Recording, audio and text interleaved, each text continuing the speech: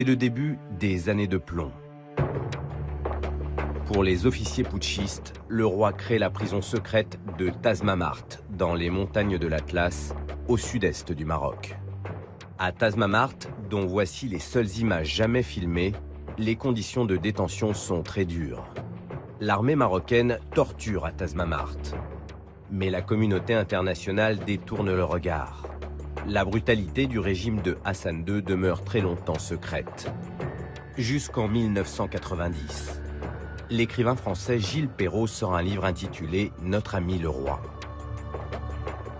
La réalité que je décrivais était tellement éloignée de l'image d'Épinal qu'on donnait du Maroc. C'était tout à coup un royaume épouvantable, avec des mœurs médiévales, enfin, et encore, c'est injurier le Moyen-Âge que de dire ça.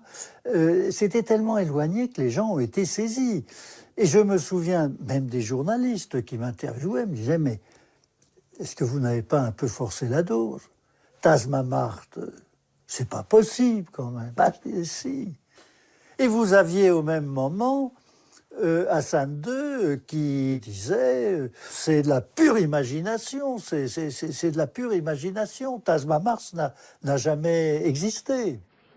Vous avez bien parmi vos téléspectateurs des sémiologues.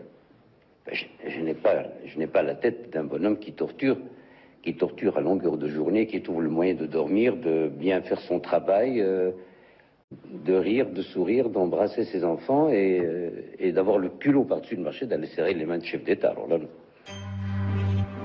Derrière le sourire de façade, Hassan II est furieux. À cause de